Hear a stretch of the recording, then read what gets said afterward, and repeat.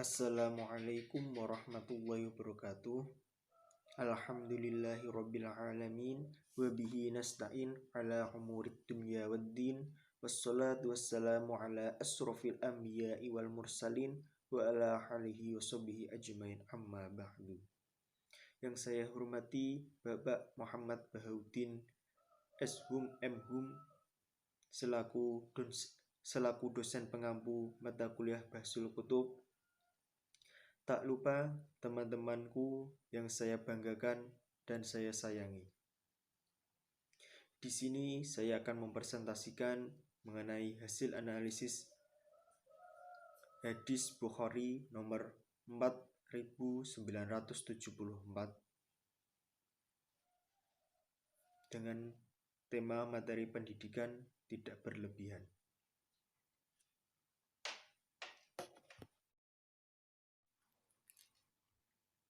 Langsung saja saya bacakan hadisnya.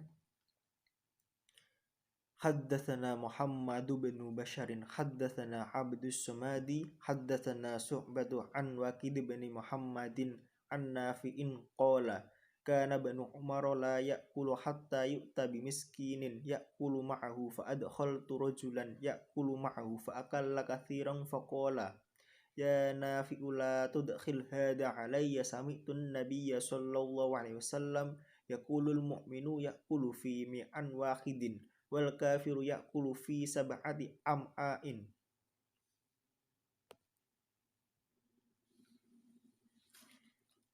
Yang artinya telah menceritakan kepada kami Muhammad bin Bashar, telah menceritakan kepada kami Abdus Somad, telah menceritakan kepada kami Syu'bah dari Waqid bin Muhammad dari Nafi'. Ia berkata, biasanya Ibnu Umar tidak makan hingga didatangnya kepadanya seorang miskin lalu makan bersamanya. Maka aku pun memasukkan seorang laki-laki untuk makan bersamanya, lalu laki-laki itu makan banyak. Maka ia pun berkata, wahai Nafi', jangan kamu masukkan orang ini. Sesungguhnya aku telah mendengar Rasulullah SAW pernah bersabda, seorang mukmin itu makan dengan 1 usus, sedangkan orang kafir makan dengan 7 usus.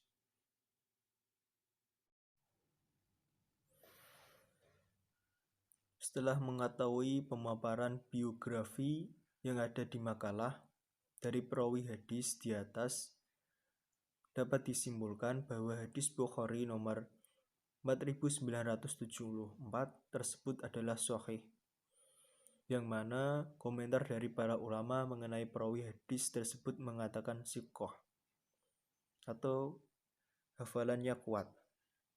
Jadi dapat disimpulkan bahwa hadis nomor 4974 adalah sahih.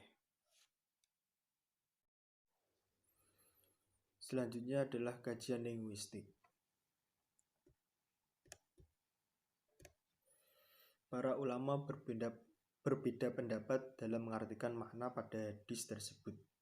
Dikatakan yang dimaksud bukan makna zahirnya, akan tetapi ia adalah perumpamaan orang mukmin dan orang kafir. Di antaranya 1.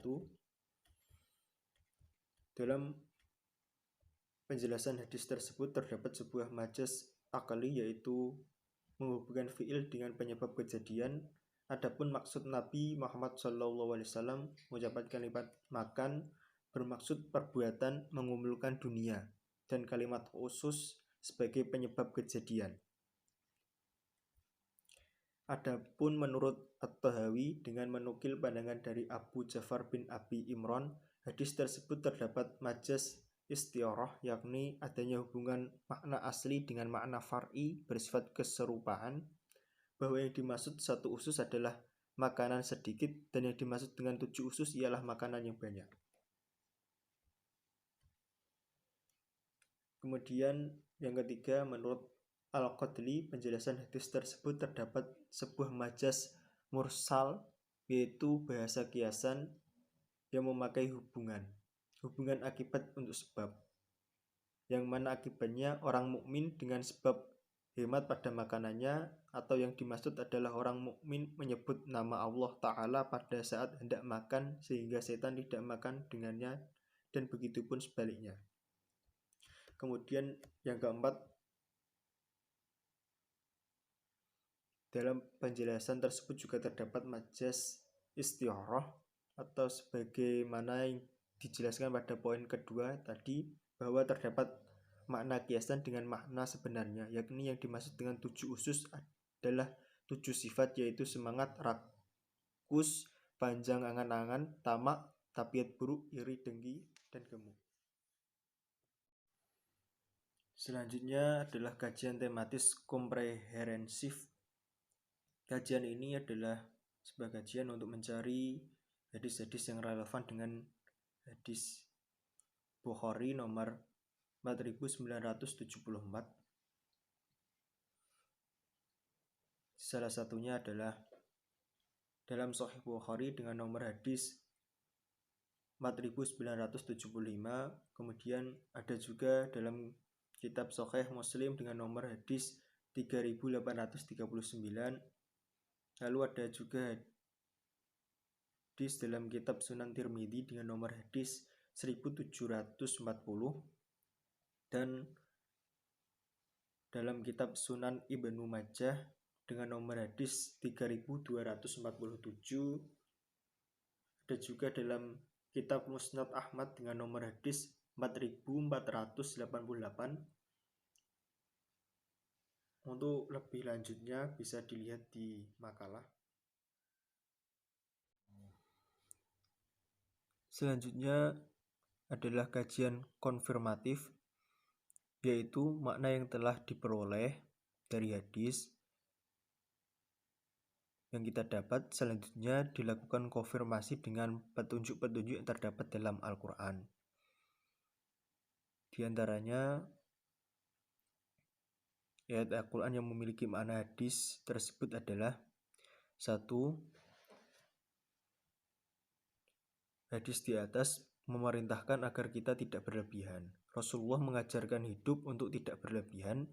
Hidup seimbang adalah fitrah. Berlebihan dalam hal apapun jelas tidak baik, apalagi dalam hal beribadah dan beragama. Jangan sampai semangat beragama mendorong seseorang jatuh dalam perbuatan ahli kitab, sebagaimana firman Allah dalam Quran surat Al-Maidah ayat 77.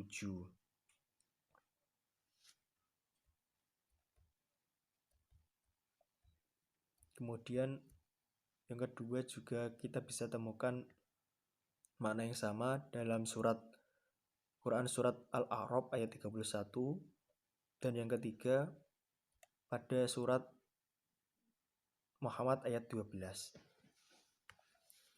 Itu saling memiliki makna yang berhubungan, yaitu Allah melarang kita untuk berbuat berlebihan, baik itu dalam makanan atau kehidupan sehari-hari kita. Selanjutnya, analisis realitas historis. Dalam hadis di atas, Ibnu Umar radhiyallahu anhu mempraktikkan kebiasaan Nabi Muhammad SAW yang senantiasa mengajak orang miskin untuk ikut makan bersama. Tetapi ketika diketahui bahwa orang yang diajak makan itu adalah seseorang yang rakus, ia pun lantas mengusirnya. Ia merujuk pada hadis Nabi SAW bahwa orang mukmin makan dengan kapasitas 1 usus, sedangkan orang kafir makan dengan kapasitas 7 usus. Selanjutnya, analisis generalisasi. Orang mukmin makan dengan 1 usus dan orang kafir makan dengan 7 usus. Makna hadis ini bukan makna hakiki. Bukan maksudnya bahwa orang kafir memiliki usus yang lebih banyak, yaitu 7 kali lipat dari orang mukmin. Dalam ilmu kedokteran maupun tidak, ada yang membicarakan perbedaan usus antara orang kafir dengan orang mukmin. Karena tidak mungkin perbedaan anatomi tubuh manusia disebabkan oleh iman seseorang. Selanjutnya, Kritik praktis. Berdasarkan hadis di atas, setelah dikaitkan dengan ayat Al-Quran bahwa orang beriman itu dijanjikan oleh Allah bahwa kelak tempatnya ialah surga dengan ketentuan membuktikan keimanannya dengan beramal soleh. Sedangkan bagi orang kafir ialah tempatnya di neraka yang mana mereka selama hidupnya mengikuti syahwat hawa nafsu tanpa kendali agama, yakni melakukan kegiatan seperti binatang, makan kapan dari dan dimanapun dan selalu bersenang-senang tanpa memikirkan dampaknya. Di antara etika makan yang diajarkan oleh Nabi Muhammad SAW adalah anjuran makan bersama-sama pada satu piring. Sesungguhnya hal ini merupakan sebab turunnya keberkahan pada makanan tersebut. Oleh karena itu, semakin banyak jumlah orang yang makan, maka keberkahan juga akan semakin bertambah. Jadi, hadis di atas menghimbau kita agar makan tidak berlebihan. Makan dalam porsi terlalu besar merupakan penyebab tubuh menjadi sakit dan merasa malas, sehingga sangat berat untuk melakukan berbagai amalan ibadah. Di samping itu, hal tersebut akan menyebabkan hati menjadi beku. Sebaliknya, makan dalam porsi yang terlalu sedikit juga akan menyebabkan badan menjadi lemah dan loyo, sehingga tidak kuat melakukan berbagai ibadah. Jadi makanlah dengan secukupnya dan tidak berlebihan, sesuai kecukupan, sesuai dengan kebutuhan. Kesimpulan, hadis di atas memerintahkan agar kita tidak berlebihan dalam hal apapun. Rasulullah SAW mengajarkan hidup untuk tidak berlebihan. Hidup seimbang adalah fitrah, berlebihan dalam hal apapun jelas tidak baik. Apalagi dalam hal beribadah dan beragama. Jangan sampai semangat beragama mendorong seseorang jatuh dalam perbuatan ahli kitab. Jadi hadis di atas juga menghimbau kita agar makan tidak berlebihan. Makan dalam porsi terlalu besar merupakan penyebab tubuh menjadi sakit dan merasa malas, sehingga sangat berat untuk melakukan berbagai amal ketaatan atau ibadah. Di samping itu, hal tersebut akan menyebabkan hati menjadi beku. Sebaliknya, makan dalam porsi yang terlalu sedikit juga akan menyebabkan badan menjadi lemah dan loyo, sehingga tidak kuat melakukan berbagai amal ketaatan dan ibadah. Jadi makanlah dengan secukupnya dan tidak berlebihan, sesuai kebutuhan tubuh kita.